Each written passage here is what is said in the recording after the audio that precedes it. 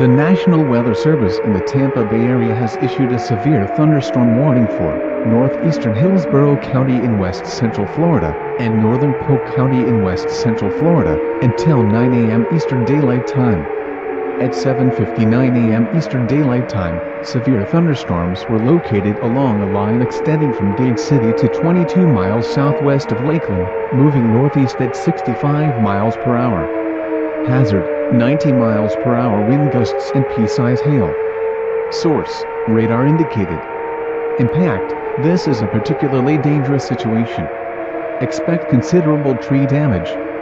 Wind damage is also likely to mobile homes, roofs, and outbuildings. Locations impacted include Lakeland, Gibsonia, Polk City, Auburndale, Lake Alfred, Haines City, and Davenport. For your protection, move to an interior room on the lowest floor of a building.